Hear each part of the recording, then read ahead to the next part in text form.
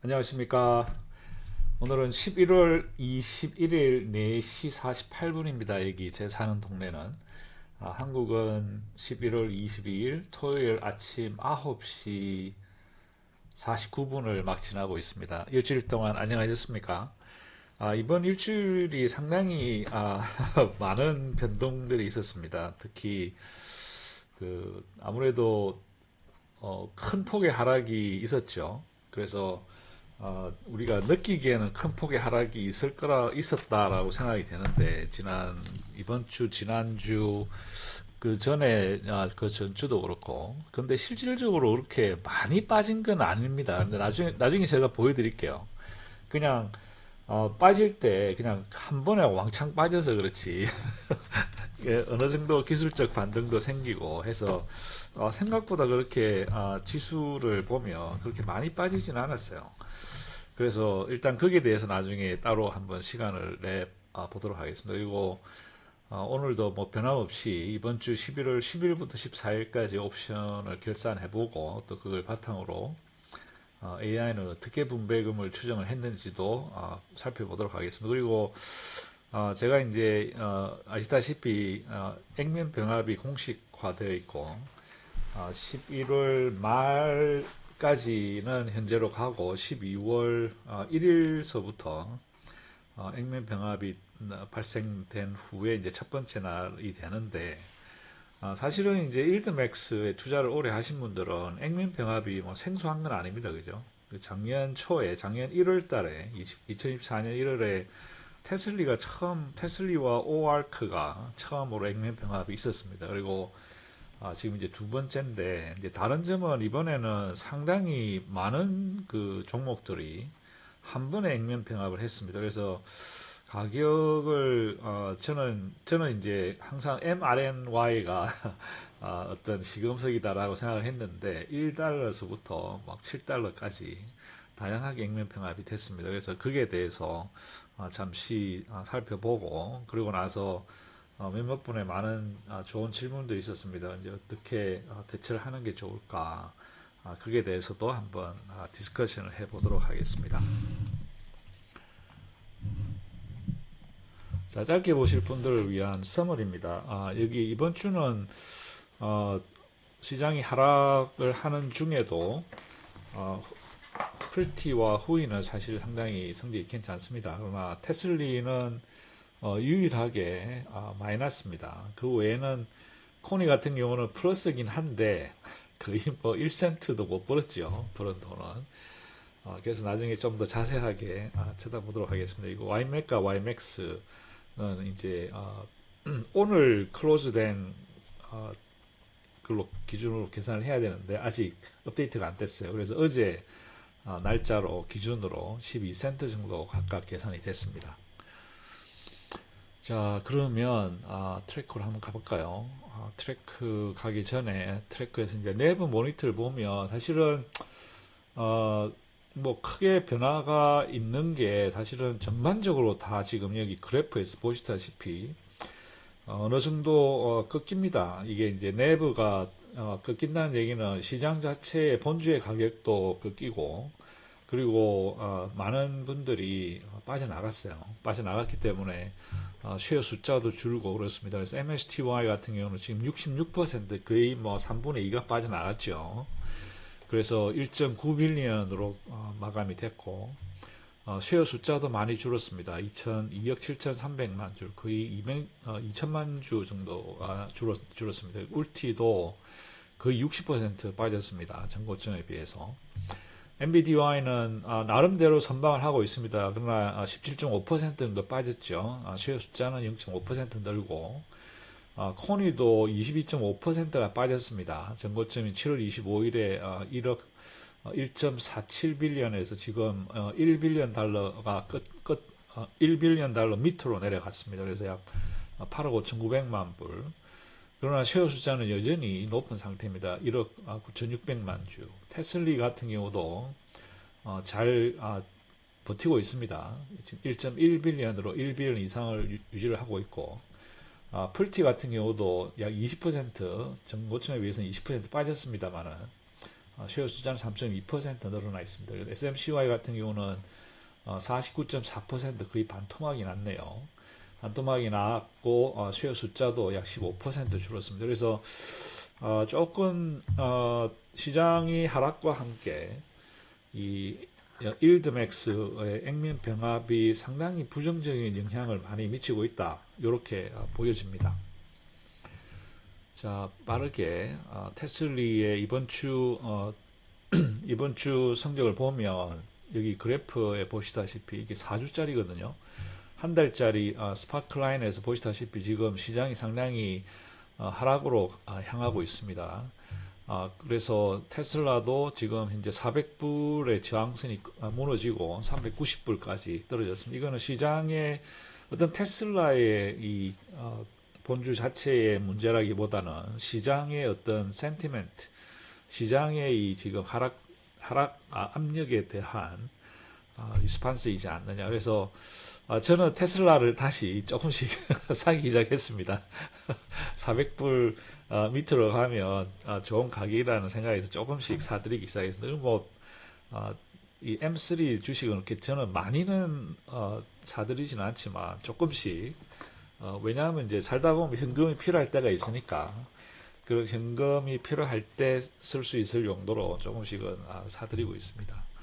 자, 그래서 합성에서는 뭐 크게 롤업을나 다운을 한 건 아니고 429 거의 2,000 개의 컨트랙트를 닫았지요. 그래서 닫는 과정에서 발생한 손실이 약 1,100만 불.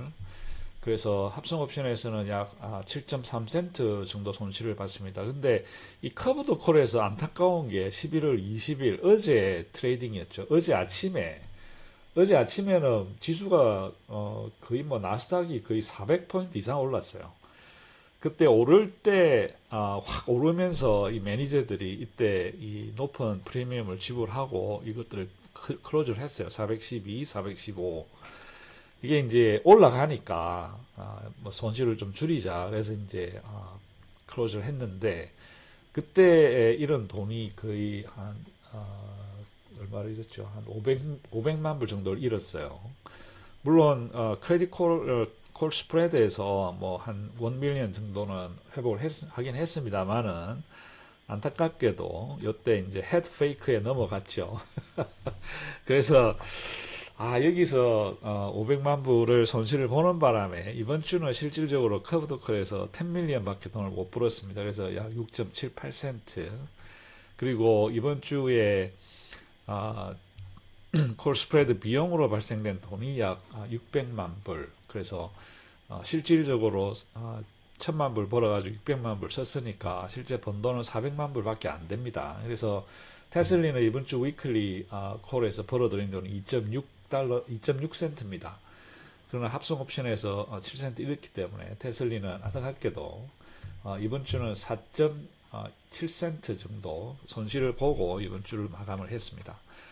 다음 주도 좀 잘했으면 좋겠는데 나중에 또 따로 기회가 있겠습니다만은 제가 생각하기엔 이렇게 정말 누가 봐도 하락장이잖아요, 그죠? 이런 하락장에서 왜 이렇게 많은 콜 스프레드를 오픈을 하는지 저는 사실 이게 여러 번 이메일 보냈어요. 일등엑스에다가 도대체 당신들 뭐 이게 생각이 있는 거냐? 이런 하락장에 왜 자꾸 100%예요? 27,919개. 그죠? 그러니까 커브드 콜에서 이렇게 27,900개를 열어서 돈을 벌어야 돼요. 그죠? 돈을 버는 건 좋은데 이 누가 봐도 하락장인데 왜 여기다가 콜 스프레드 컨트랙트를 갖다가 무려 19.5%까지 8%에서 19.5%까지 이건 너무나 이 보험으로서의 역할을 전혀 못하는데 이렇게 아비우스한 장에서도 이렇게 콜 스프레드를 왜 많이 여느냐라고 몇 번 이메일 보냈는데 답장은 없습니다. 아무튼 뭐 계속 보내보도록 하겠습니다. 어떻게 될지. 그래서 저는 이게 불만이에요. 이런 보험료를 이런 정말 아비우스한 하락장에서는 이렇게 하면 안 된다는 거죠. 너무 많이 한다는 거죠. 하지 말라는 얘기가 아니라 하고 싶으면 뭐 한 5천 개 정도만 하지 이걸 27,900, 27,000개에서 해가지고 거의 60%지 않습니까? 그죠? 버는 돈의 60%를 여기다가 정말 넣어야 되는지 불만입니다. 자, NVDY입니다. NVDY는 NVDY도 역시 상당히 하락을 하고 있습니다. 어저께 그 정말 수요일 장 마감 후에 발표됐던 정말 어마어마한 돈을 벌어들였죠. 500빌리언 달러. 그렇게 500빌리언인가요?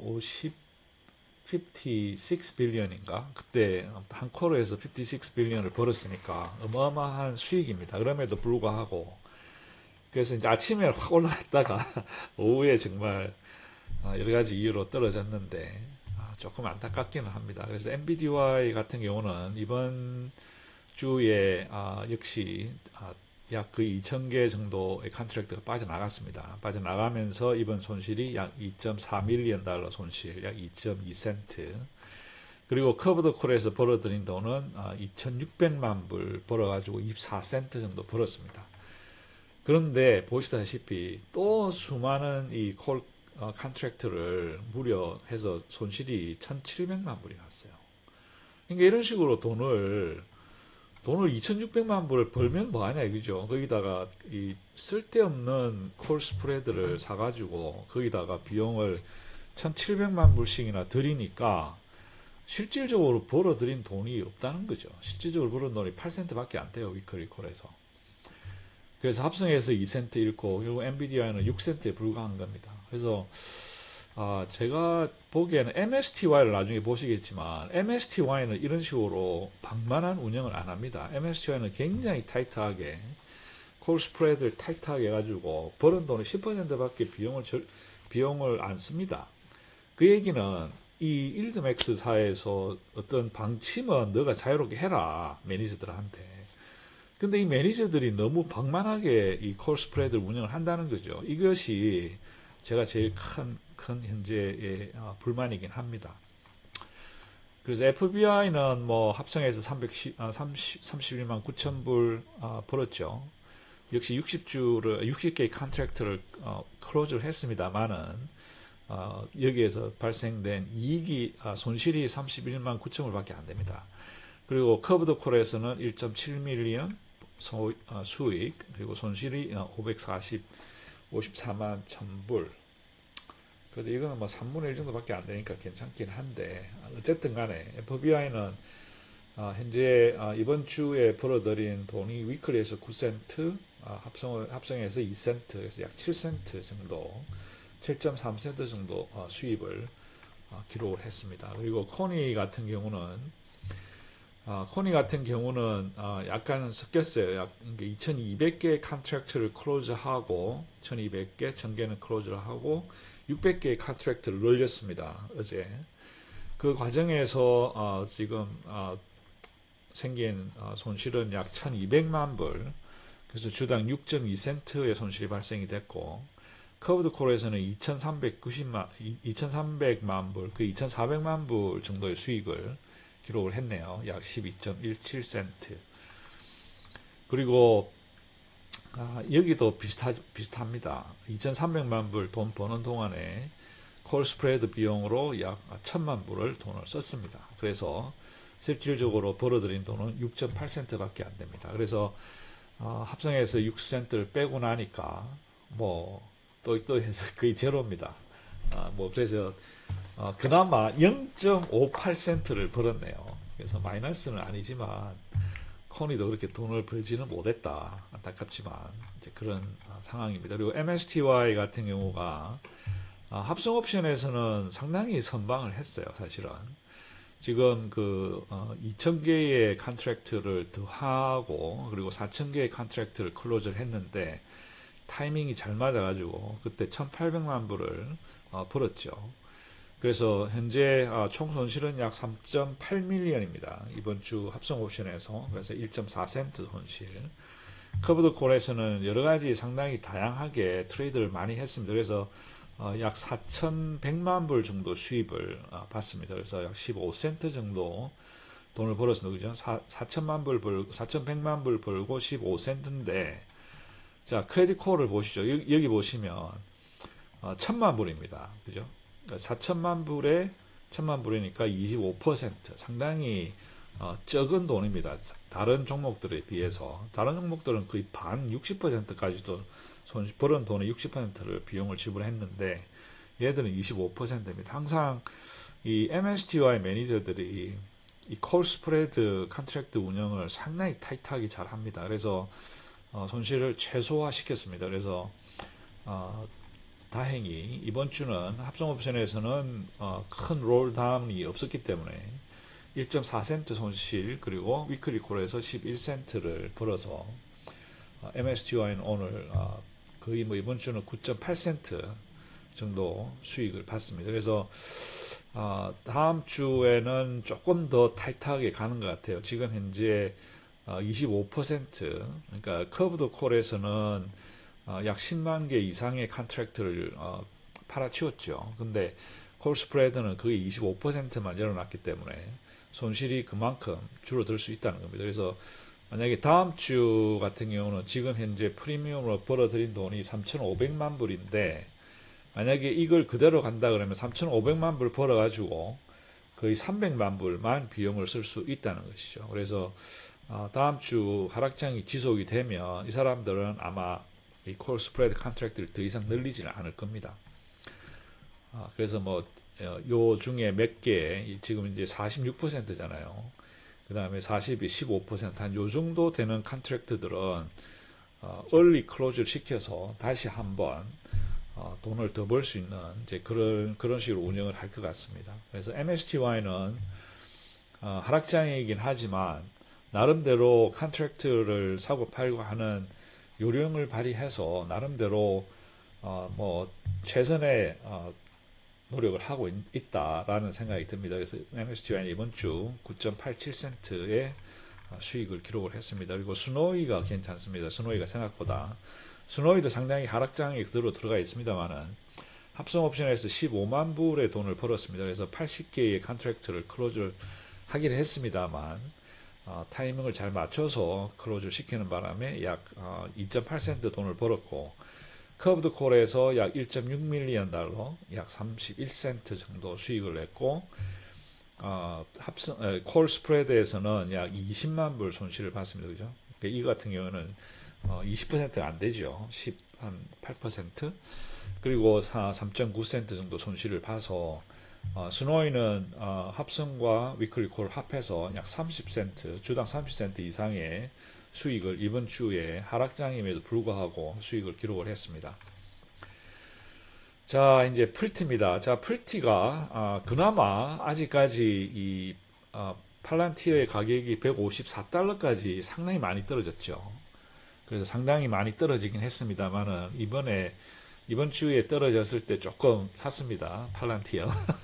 본주를 그동안 한 주도 없었는데 팔란티어를 조금 샀어요. 그리고 이제 펠티도 아직까지는 50불 처음에 론칭 프라이스를 그대로 유지를 하고 있습니다. 그래서 합성 옵션에서 700개의 컨트랙트를 합성 클로즈를 시켰고 그 과정에서 약 1.9밀리언 달러 정도 손실이 발생해서 17.43달러 손실이 발생했지만 커브드 콜에서 13밀리언 달러를 벌어들였습니다. 그래서 지난번에 우리가 이제 대충 어느 정도 이해를 하듯이 이렇게 하락장이 되면 이 커브드 콜 프리미엄을 저희들이 수익으로 가져가기 때문에 1,300만 불의 돈을 벌어서 주당 1.15달러 정도 수익을 발생을 시켰습니다. 그리고 여기 보시다시피 13밀리언 달러 중에 500만 불은 이제 또 비용으로 지불했죠. 그래서 여기도 조금만 더 잘하면 어느 정도 가능성이 있지 않을까. 특히 이렇게 막 15%, 20% 가까이 되는 컨트랙트들은 너무 이렇게 글쎄요, 뭐 공격적이라고 해야 될까, 어쩌면 보수적이라고 해야 될까. 아무튼 이런 식의 이 콜 스프레드를 너무 조금 이렇게까지 안 해도 되지 않느냐 하는 뭐 그런 아쉬움은 있습니다. 그래서 플란티어는 오늘까지 합성해서 17센트 손실을 봤지만 위클리 콜에서 68센트를 벌었습니다. 그래서 플티는 50센트 이상의 수익을 실현시켰습니다. 자, 후이를 보겠습니다. 후이 같은 경우도 잘 하고 있습니다. 그러나 역시 본주가 지금 107달러까지 빠져 있습니다. 107달러까지 빠져 있기 때문에 안타까운 하락장에서 벗어날 수는 없습니다만은 후이도 론칭 가격이 50달러였는데 거기서 지금 50달러 이하로 조금 떨어졌습니다. 그래서 어떻게 될지 모르겠습니다. 이 일드맥스 같은 경우는 이 본주에 따라서 이 ETF의 가격이 떨어지는데 나중에 본주가 다시 상승을 한다 하더라도 ETF 가격 상승에는 상당히 많은 제한이 걸려 있어요. 왜냐하면 저희들이 팔아치우는 이 커브 콜의 이 프리미엄이 위에서 서프레이션을 하기 때문에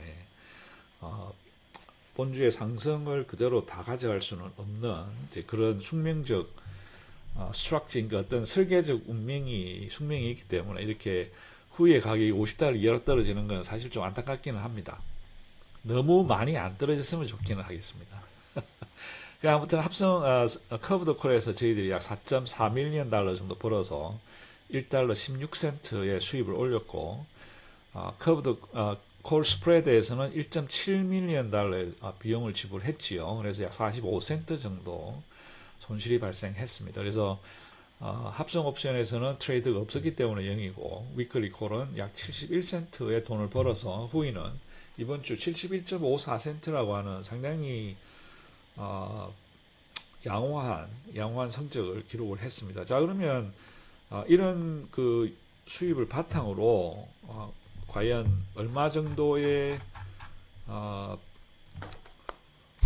분배금을 낼 수 있을지 이제 AI가 돌려왔습니다. 그래서 테슬리 같은 경우는 딱 지금 예측이 되는 게 약 9.12센트 정도 예측이 나옵니다. 그래서 그러니까 이번 주 수요일 날 같은 경우 지난주에는 사실 상당히 수입이 많았죠. 21밀리언, 2100만 불의 수입이 있었기 때문에 AI 생각은 거의 20센트 가까이 주지 않겠느냐라고 생각했는데 실제 나온 거는 8.87센트밖에 안 줬습니다. 그래서 이게 지금 2주 연속이거든요. 지난 11월 3일에서 7일 사이에 3일에서 7일 사이에 받던 수익이 무려 1억 3천만 달러인데도 불구하고 실제 지급된 분배금은 9.6센트로 굉장히 적게 줬습니다. 그리고 지난주 같은 경우에도 2,100만 불을 수입을 냈음에도 불구하고 8.87센트로 굉장히 적게 줬어요. 그래서 지금까지 2025년 회계 연도에서는 2025-26 회계 연도에서는 지금 현재 쌓여있는 돈이 많습니다. 분배금 나간 것은 4,600만 불인데 실제로 지금 현재 쌓여있는 돈은 1억 달러 이상이 지금 그 내부에 녹아져 있습니다. 그래서 이게 이제 새로운 이 사람들은 뭐 내부자니까 액면 분할이 곧 있을 거다라고 하는 것은 알고 있었겠죠.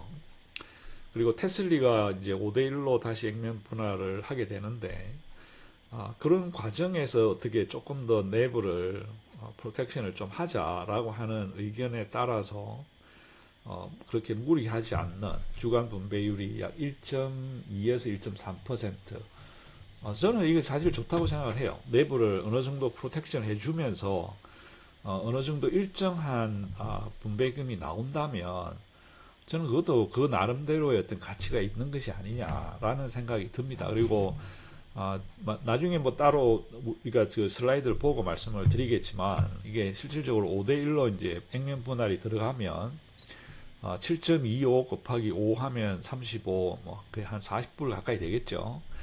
그러면 요 0.8에서 0.9 곱하기 5가 됩니다. 그래서 58, 45, 45에서 뭐 5, 40, 58, 40에서 45, 50센트 정도 나오겠죠. 그래서 실질적인 우리가 갖고 있는 액면 분할이 된다고 하더라도 우리가 갖고 있는 그 ETF의 가치 자체가 손상이 되는 것은 아닙니다.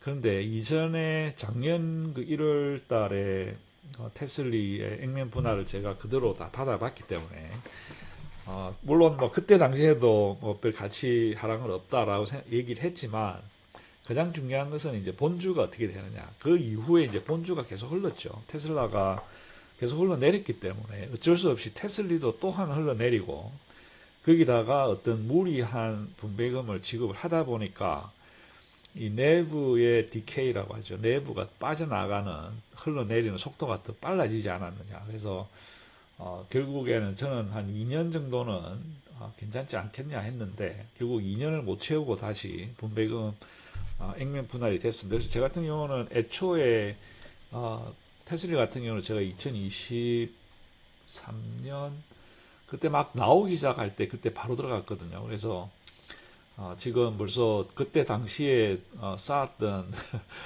주식 수의 10분의 1로 줄어들게 됩니다. 그러나 뭐 어쨌거나 그동안에 버티면서 테슬리에서 지금 원금 회수율이 거의 한 40% 정도 되는 것 같아요. 원금 회수가 다 됐기 때문에 뭐 그렇게 크게 영향은 없지만 안타깝습니다. 이게 역시 초고배당 주들의 어떤 그러니까 설계적인 숙명 이런 것들에 의해서 이 액면 병합이 한 번씩 생길 때마다 생기는 여러 가지 많은 부작용들이 있습니다. 이제 거기에 대해서 따로 한번 얘기를 해보도록 하겠습니다. 그래서 테슬라 같은 경우는 이번에 AI가 예측하기로는 9.12센트를 준다고 예측을 했습니다. 그래서 어떻게 될까요? 이거는 이제 액면 병합하기 전이니까 액면 병합하기 전에 마지막일지도 마지막인가요?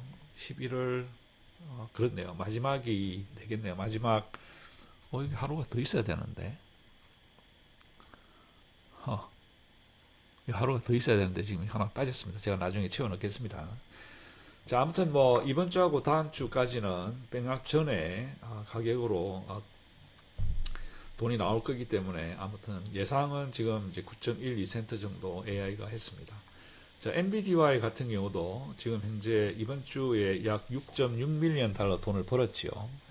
그래서 현재 ETF 숫자가 조금씩 줄었습니다. 지난주에 비해서.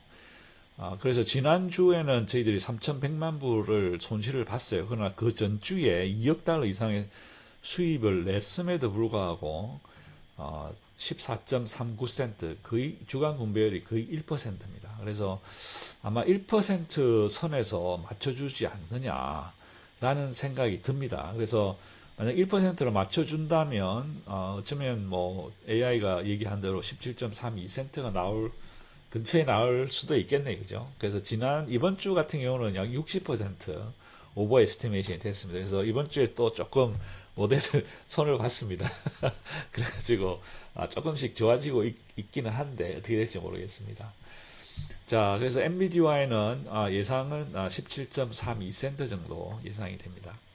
자, 코니 같은 경우가 이제 10대 1로 리버스 스플릿 액면 병합이 되죠. 그래서 현재 4.41달러입니다. 상당히 정말 이렇게까지 떨어지리라고는 생각을 못했는데 그러나 지금 여러분 모두 아시다시피 비트코인이 제가 본 걸 82,000불까지 떨어진 걸 봤어요. 오늘 아까 보니까 85,000불이던데 비트코인이 이렇게 사실 상당히 많이 떨어졌죠. 12만 불까지 갔었다가 12만 4천 불인가 지금 82,000불까지 떨어지고 오늘 85,000불에 아까 봤는데 거의 뭐 한 30%, 40%까지 떨어진 것 같아요.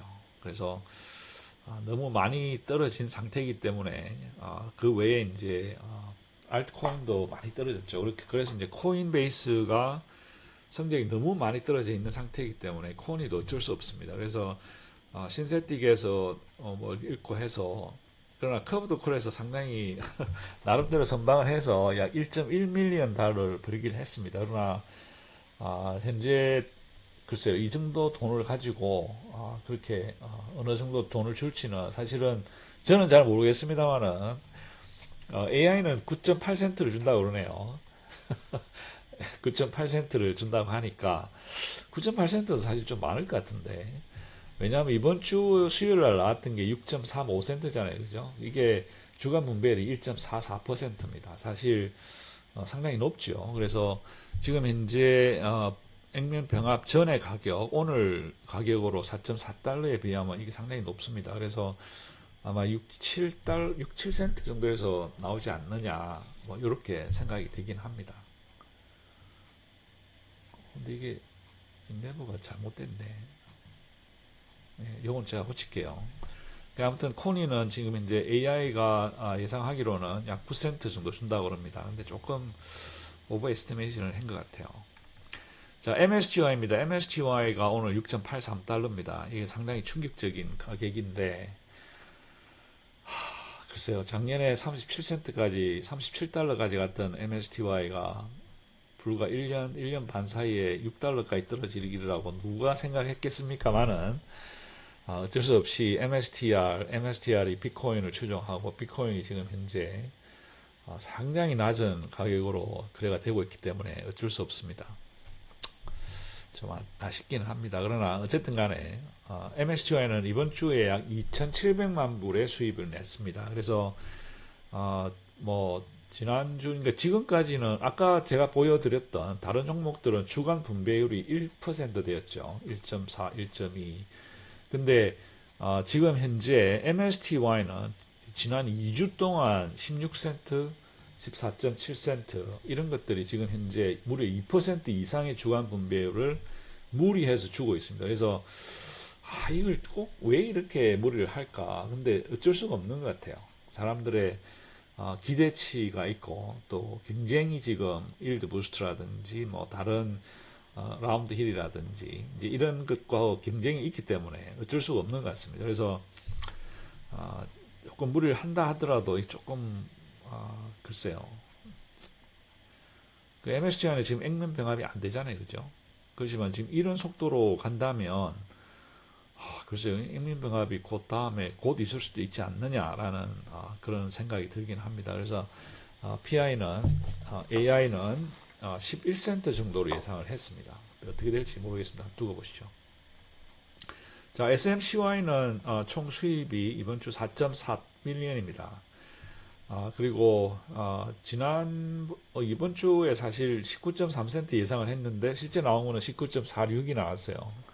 상당히 정확하게 맞아진 것 같습니다. 그리고 이번 주에는 글쎄 이게 수익을 조금 봐서 그런지 약 19.98센트로 예상이 되네요.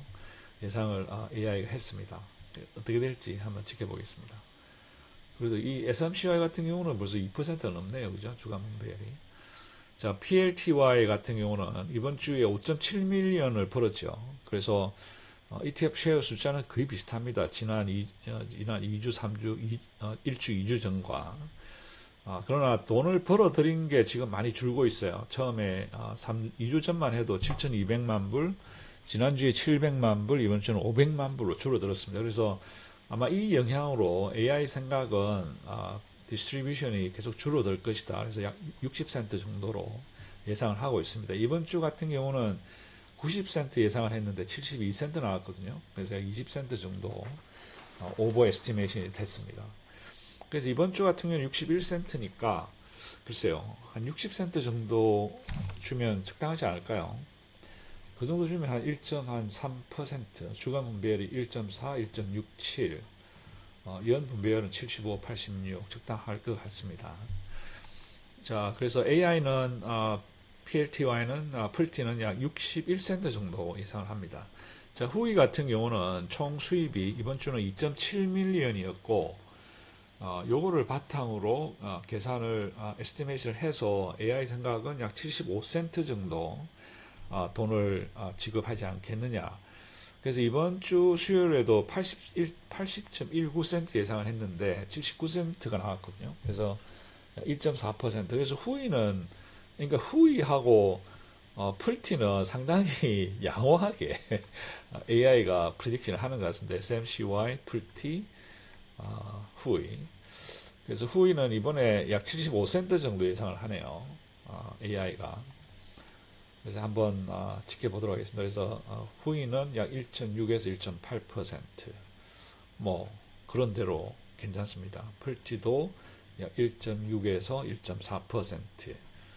SMCY 같은 경우가 2%. 이게 지금 SMCY가 문제거든요. 이게 이제 런칭 프라이스가 $50였는데 불과 1년 반 만에 지금 1년 반 만에 $9까지 떨어졌단 말이에요. 그래서 이렇게 빨리 떨어지면 이 주간 분배율을 조금 낮춰서라도 뭔가 좀 내부를 어느 정도 유지를 할 생각을 해야 되지 않느냐라는 생각이 들긴 합니다.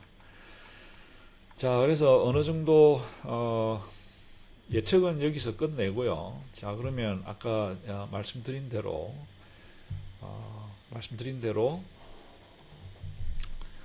자, 이제 액면병합에 대해서 얘기를 한번 해보겠습니다. 왜냐하면 액면병합은 사실 뭐 아마 벌써 며칠이 지났고 또 많은 영상들이 올라왔을 거로 저는 생각을 합니다. 그래서 여러분들 내용 자체에 대해서는 많이 아실 거기 때문에 뭐 종목과 비율이 어떻다 이거는 뭐 여러분들 다 아시는 거니까 뭐 그렇게 말씀드릴 게 사실은 없고 이 이유와 배경에 대해서 한번 생각을 해보자는 거죠. 그래서 액면병합은 주가가 장기간 10달러 이하로 유지해 하락해서 유지되는 등 상장 폐지 위협이나 이미지 악화 방지, 뭐 투자자 신뢰 회복 등을 주요 목적으로 시행을 합니다.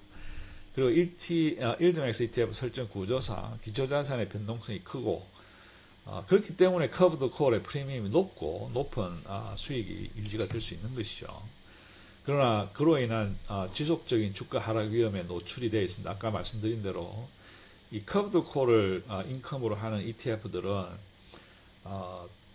이 주가 상승이 있을 때 그 상승분만큼을 프리미엄으로 미리 땡겨서 돈을 버는 거기 때문에 본주의 주가 상승을 따라갈 수가 없습니다. 그러나 주가 하락이 될 경우 미리 받아놓은 프리미엄이 5% 정도가 있기 때문에 그 정도만큼의 이 본주 하락보다는 ETF가 덜 떨어지게 됩니다. 근데 이게 더 많이 떨어질 경우 그때는 더 이상 프로텍션이 없다는 것이죠. 그래서 지속적 주가 하락 위험에 노출이 되어 있다라고 말씀을 드리는 겁니다. 그래서 유사 사례로 2024년에 테슬리 오코덴에서 2대 액면병합이 있었고 그 이후에 본주의 상승이 없었기 때문에 테슬리와 오코도 상당히 연속적으로 주가가 하락이 되면서 이번에 다시 액면병합이 되게 됩니다. 그래서 이런 현상은 비슷한 상품을 운영하는 다른 운영사와의 출연과 격화되는 어떤 분배금 출혈 경쟁이라고 할 수밖에 없어요. 예를 들어서 다른 뭐 TSYY, TSII 이런 것들 있잖아요, 그죠? 이제 그런 데서 뭐 이렇게 돈을 많이 준다고 하지만 그 사람 그 ETF를 한번 보세요. 그 가격이 어떻게 되는지 다 밑으로 떨어집니다. 그래서 어떤 이런 출혈 경쟁이 사실은 전반적으로 다 좋지가 않아요. 일드맥스에만 악영향을 미치는 게 아니라 다른 회사들에도 악영향을 미칩니다. 단지 일드맥스는 역사가 다른 회사들보다 오래됐기 때문에 먼저 액면병합을 한다라고 하는 것일 뿐 그 회사들도 결국에는 액면병합을 할 수밖에 없는 이제 이런 구조적인 문제가 있다는 사실을 우리는 알아야 된다는 것이죠. 그래서 본주와 시장 하락의 영향과 함께 이 과도한 분배금 지급 이력, 특히 MSTY 같은 경우 자기들이 버는 돈에 비해서 너무나 더 많은 돈을 계속 그동안 이 분배금으로 지급을 해왔어요. 그래서 저처럼 일찍 들어간 사람들한테는 그게 나쁘지는 않습니다. 왜냐하면 그만큼 더 빠르게 이 원금 회복이 되기 때문에. 그러나 그것은 사실은 일찍 들어갔다고 하시는 분들은 최소한 막 1년 반, 2년이 된 사람들이거든요. 근데 그분들은 사실 퍼센테이지가 얼마 안 돼요. 그래서 작년에 들어오신 분들, 막 30불 이상, 그때 들어오신 분들이 상당히 많다는 거죠. 그러면 그런 분들한테는 이런 과도한 분배금 지급 이력의 어떤 혜택을 많이 못 받을 수밖에 없다는 것이죠. 그래서 분배금은 예를 들어서 뭐 전체 원금 회복은 약 뭐 30% 40% 됐는데 이 지금 가격 하락이 막 70% 80% 되신 분들 분명히 계실 거예요. 그런 분들은 손해입니다. 그죠? 내가 돌려받은 건 30% 돌려받았는데 뭐 원금은 지금 70%가 밑으로 내려가 있으면 40% 손해잖아요. 그 이제 이걸 보면서 견디기가 힘들다는 거죠. 그래서 제 생각에는 이 일드맥스에서 이런 과도한 분배금 경쟁을 해서는 안 된다. 벌어들인 돈만큼 적다 하더라도 적절하게 유지를 시켜줌으로 해서 계산이 되잖아요, 계산이. 내부가 어느 정도 프로텍션이 쭉 되고 또 어느 정도의 분배금이 나오고 그러면 이게 뭐 2년이 걸리든 3년이 걸리든 4년이 걸리든 어느 정도 일정 시간이 지나고 나면 원금이 회복이 되고 그 이후부터 어떤 일종의 연금으로서 길게 가져갈 수 있을 정도의 이제 그런 정도의 어떤 건전한 이런 그 ETF가 인컴 ETF가 돼야 되지 않느냐라고 하는 것이 제 생각입니다. 그래서 그동안 일드맥스 ETF들 특히 몇몇 종목들 대표적인 게 MSTY와 콘입니다. 이런 것들이 너무나 과도한 분배금 지급 이력이 어떤 그 너무 빠르게 액면 병합을 일으킨 직접적인 이유 중에 하나다라고 하는 비난과 함께 이 사람들이 이런 비난을 제대로 받아들여서 운영의 이 묘를 좀 더 살려서 좀 더 안정적인 이제 그런 운영을 하기를 빌어봅니다. 그래서 아무튼 뭐 지금 이 사람들이 아까 그 저희들이 그 내부 모니터에 보셨다시피 내부가 MSTI 같은 경우 불과 한 서너 달 사이에 반토막이 났죠, 그죠? 자, 그 얘기는 넷 에셋이 반토막 50%로 줄었다는 얘기는 운영사의 이익이 또 한 50%가 줄어든다는 겁니다. 이 이익이 줄어들기 때문에 이 액면 병합을 해서 가격을 ETF 가격을 다시 올리자. 그러면 또 더 많은 분배금을 지불할 수가 있고 또 그걸로 해서 사람들을 다시 끌어들일 수 있는 그래서 사실은 굉장히 위험한 운영사의 운영 방침이지 않느냐라는 생각이 듭니다. 그래서 뭐 저 같은 경우는 여러분들도 마찬가지겠지만 이게 어떤 뭐 1년, 2년 반짝하고 많은 게 아니고 길게 가져가면서 어떤 연금식으로 가져가기를 바라는 분들이 많이 계실 거예요. 거기에 비해서는 사실은 일부 종목은 정말 운영하는 방법이 제가 보기에 굉장히 위험합니다. 그래서 이걸 어떻게 해야 되냐 여러 가지 참 고민이 많습니다. 그래서 과도한 분배금 지급을 계속을 하게 되면 다른 경쟁사들도 유사한 이런 액면 병합을 겪을 수밖에 없다는 거. 그게 어떻게 보면 이 초고배당 커브드 콜 인컴 ETF들의 숙명일 것입니다. 그래서 이걸 처음에 투자하기 전에 이런 사실을 정확하게 인지하시고 투자의 결정을 하시기를 빌어봅니다. 그래서 이해가 안 되시는 분들은 투자를 안 하시는 게 제일 좋은 방법일 것 같고 일단 투자를 하신 분들도 적절한 자신의 상황과 자신의 미래 상황에 잘 맞춰서 결정을 하시는 것이 좋지 않겠느냐라는 생각이 듭니다. 그래서 액면 병합 자체는 아까 말씀드렸지만 ETF의 가치를 훼손하지는 않습니다. 그리고 본질적 투자 성과에는 변동이 없습니다. 병합 직후 주식 수가 줄고 단가가 높아지지만 배당률이나 배당금 총액에는 근본적인 변화가 없습니다. 그러나 병합 후 시장 상황과 본주의 등락 여부에 따라서 이 병합된 ETF들의 분배금 크기 변화를 예측을 할 수 있다는 것이죠. 그래서 지금 액면 병합의 타이밍이 참 안 좋죠. 액면 병합이 되고 나서 시장이 좋아서 본주들이 상승을 하게 될 것 같으면 분배금이 줄지도 않을 뿐더러 늘어날 수도 있다는 거죠. 근데 지금 현재 이게 시장이 하락장입니다.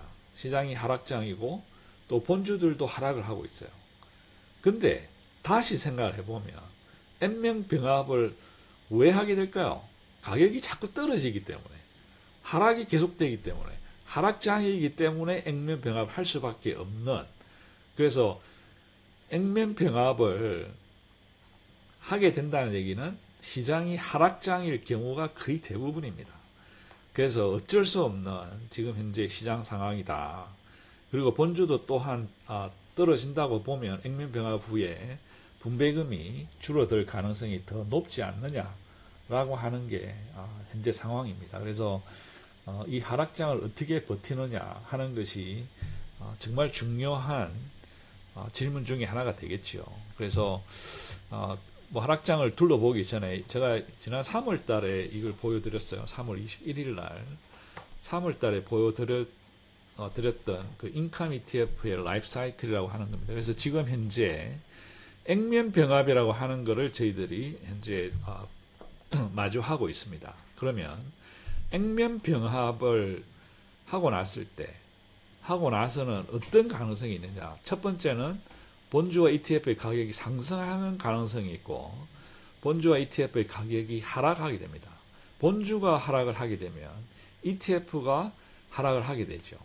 ETF가 하락을 하게 되면 ETF 쉐어 수가 증가할 수도 있습니다. 왜냐하면 저가로 들어오고 싶어 하는 분들이 있기 때문에. 그래서 ETF 수가 증가를 하게 되면 내부는 일정하다고 봤을 때 쉐어 숫자가 늘어나잖아요. 그러면 분배금의 크기가 제한적일 수밖에 없습니다. 분배금의 크기가 제한이 되면 분배금이 줄죠. 줄어들게 되면 투자금이 이탈하게 됩니다. 투자금 이탈하게 되면 운영하는 금액이 감소하게 되고, 운영하는 금액이 감소가 되면 운영사의 이익이 직접적으로 감소를 하게 되는 겁니다. 그러니까 이런 현상들이 지금 계속 아까 계속 사이클처럼 계속 생겨왔어요.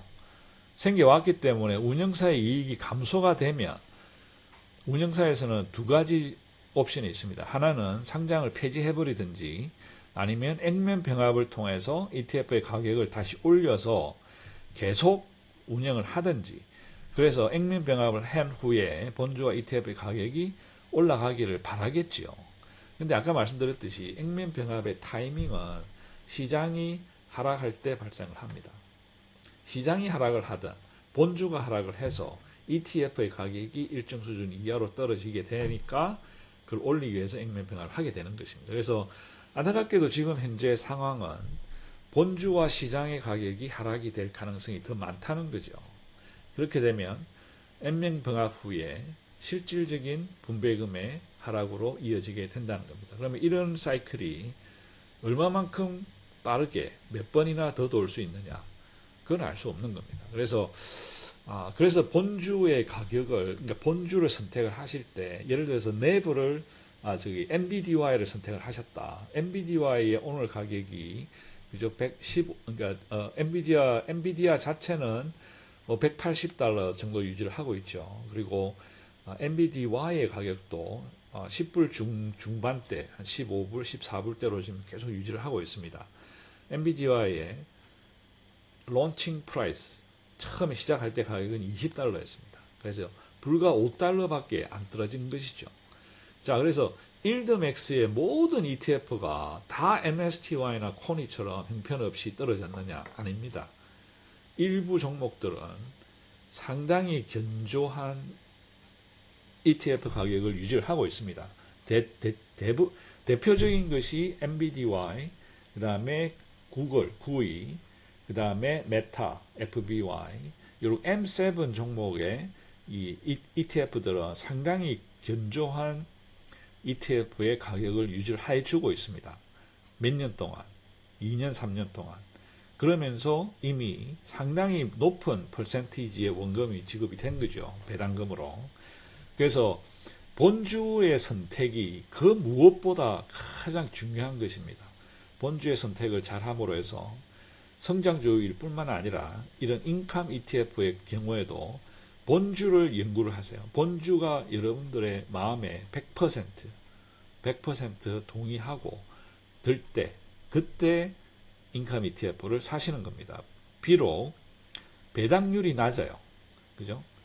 MBDY 제외하고 낮은 다른 것들, 뭐 FBI라든지, 뭐 엔플리라든지, 구이라든지, NG라든지, 이런 것들은 애플이라든지 배당률이 낮아요. 배당률이 25%, 30%밖에 안 된다고 하지만 낮은 배당률만큼 그만큼의 안정성을 제공을 해준다는 겁니다. 그래서 이런 하락장일수록, 그리고 시간이 더 가면 갈수록 본주의 안정성이 이런 인컴 ETF의 안정성에 직접적으로 영향을 미치게 된다라고 하는 점이 중요한 레슨이 되겠습니다. 자, 그러면 보시죠. 이제 이런 우리가 이제 하락장에서 일드맥스 ETF를 어떻게 운영을 할 것이냐. 이거는 이제 제가 생각하는 겁니다. 그러니까 제가 생각하는 굉장히 퍼스널한 개인적인 생각이기 때문에 이거를 가지고 여러분들이 이대로 해야 되겠다라고 생각하시면 절대 안 됩니다. 이거는 그냥 제가 단지 생각하는 거를 이렇게 이제 슬라이드를 만들어서 여러분들하고 보여드리는 어떤 레퍼런스일 뿐이고, 제가 이렇게 하니까 여러분들 이렇게 하시라는 뜻은 절대 아니라는 사실, 절대 아니니까 절대 조심해 주시기 바랍니다.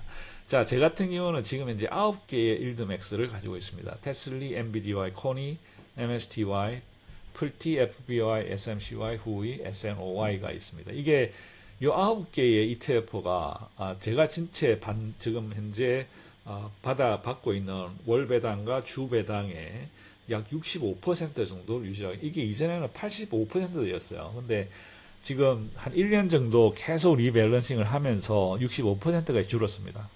이게 20% 줄이는데 1년 정도 시간이 걸리더라고요. 근데 아무튼 뭐 지금 계속적으로 줄이고 있습니다. 그러면 이제 제가 어떤 분이 질문을 하셨습니다. 저한테 일드맥스 ETF 매도 계획이 있느냐? 없습니다.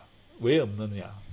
자, 여기 5개 종목, NVDY, 테슬라, 코니 MSTY, PLTY 같은 경우는 지금 100% 이상 원금 회수가 끝이 났어요. 그렇기 때문에 지금 현재 상황에서는 제가 이거 5개 종목을 팔아야 될 이유가 아무런 이유가 없어요. 이게 액면 병합을 한 번을 하든 10번을 하든 팔아야 될 이유가 없기 때문에 이 일드맥스에서 이 종목들을 유지하는 한 계속 들고 갈 계획입니다. 자, 그 외에 FBI, SMCY, 이제 FBI 같은 경우는 약 한 70%가 현재 회수가 됐고, SMCY 같은 경우는 약 60%, 후위가 약 한 40%, 50%, 후위는 굉장히 늦게 들어갔죠. 그리고 스노이도 한 25% 정도 원금이 회수됐습니다. 그래서 9개 종목의 평균 원금 회수율은 현재 115%입니다.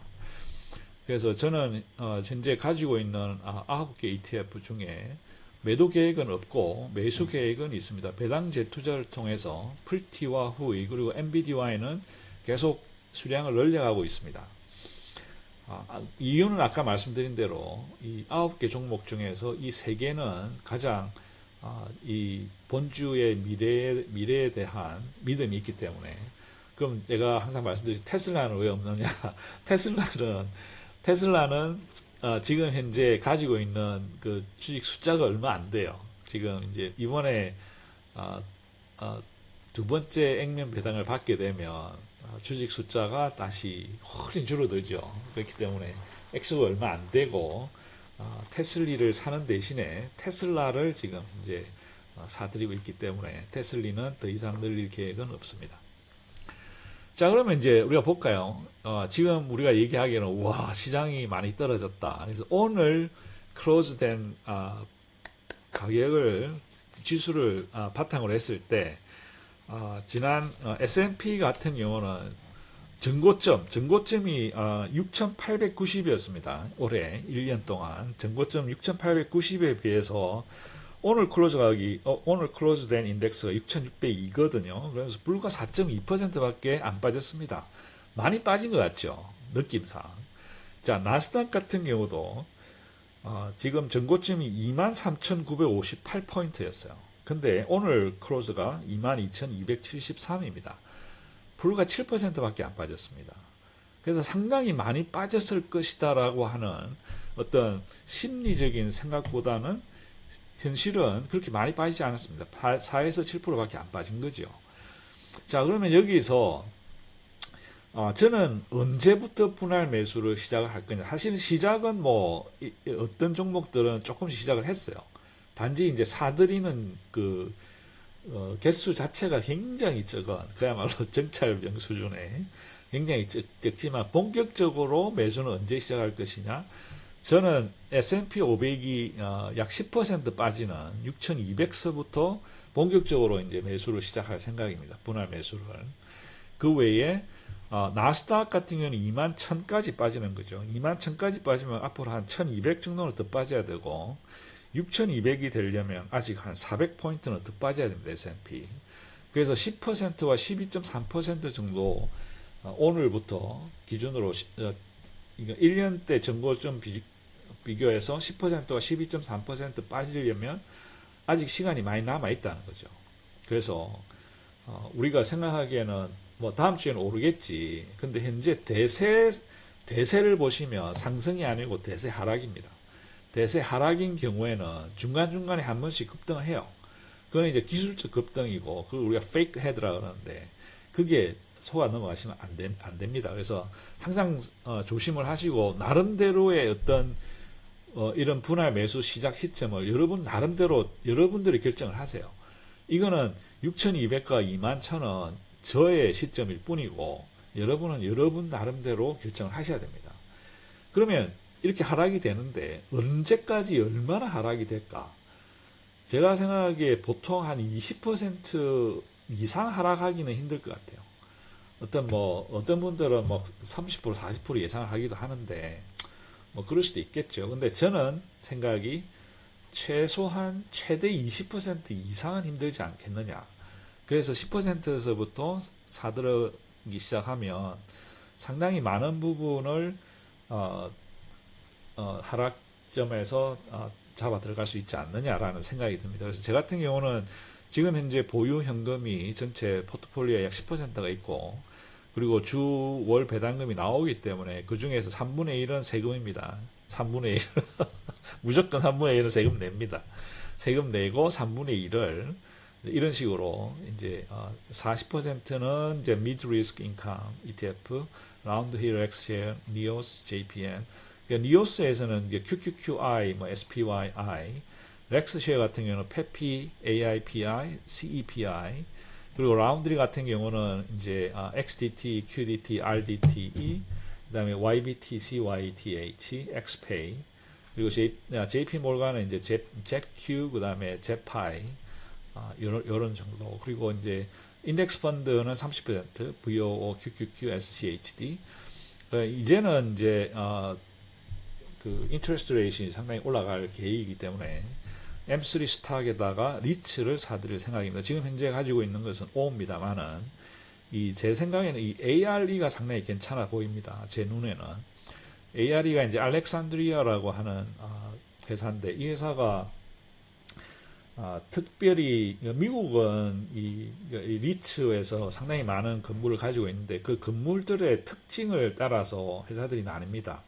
O 같은 경우, 리얼티 인칸 같은 경우는 리테일이죠. 이런 그 뭐 큰 회사들, 타겟이라든지 뭐 이제 이런 이제 큰 회사들을 건물을 제공을 하는 것이고, ARE는 이 인더스트리, 예를 들어서 라이프 사이언스, 라이프 테크놀로지, 그다음에 뭐 제약회사들, 요런 회사들한테 이제 건물을 제공하는, 그래서 세를 받아들이는. 그러나 지금 현재 미국이 이 새로운 공화당 정부가 들어서면 공화당 정부는 이 연구비를 완전히 깎습니다. 그래서 그 덕분에 ARE의 주가가 거의 4분의 1 토막으로 줄었어요. 220달러 가지고 앉았는데 지금 뭐 거의 한 50달러 정도니까. 거기다가 조금 있으면 이 디비던드 컷을 한다 그럽니다. 그러면 아마 상당히 떨어질 거예요. 50달러에서 한 25달러, 30달러까지 떨어질지도 모르는데, 그때가 이제 상당히 좋은 시점이다. 왜냐하면 AR이라고 하는 회사 자체는 굉장히 견조합니다. 단지 이제 연구비가 없어서 사람들이 이제 렌트를 못 내니까 지금 가격이 떨어져 있는, 그래서 그런 게 있고, 이제 그 다음에 BNQ는 뱅가드에 사는 거고, BBR이 이제 이런 리츠들이 있어요. 그래서 리츠들에 대한 적당한 시점에 매수를 시작할 계획입니다. 그래서 어떻게 여기 좀 도움이 됐었으면 좋겠습니다. 자, 하락장에서는 여러 가지 어떤 마음을 다른 곳에 분산을 시켜야 돼요. 제 같은 경우는 아침에 일어나서 스타벅스까지 걸어갑니다. 스타벅스까지 짧은 코스로 가면 한 3,000보, 이제 좀 긴 코스로 가면 10,000보를 걸을 수 있어요. 그래서 지금 제 같은 경우는 10,000보를 걷기를 하고 있습니다. 매일 아침. 그러면서 시간도 보내고 뭔가 마음을 다잡을 수 있는, 그리고 책 읽기도 상당히 좋은 방법 중에 하나가 되겠죠. 그래서 여러분들이 혹시 좋아하는 책들이 있으시면 여러분들 책을 읽어보죠. 제가 좋아하는 책은 지금 읽고 있는 행복의 조건이라고 하는 책이 있습니다. 하버드에서 지었는데 이게 70년의 연구 결과를 바탕으로 만든 행복의 조건이라고 하는 책이 있습니다. 그래서 뭐 이런 책들을 읽으면서 주식을 보지 마시고 여러분들의 마음을 좀 더 다른 곳에 분산시킬 수 있는 이런 것도 좋은 방법이지 않느냐라는 생각이 듭니다. 자, 긴 시간 들어주셔서 감사하고 항상 즐겁고 행복한 주말 보내시고 다음 주에 또 뵙도록 하겠습니다. 감사합니다.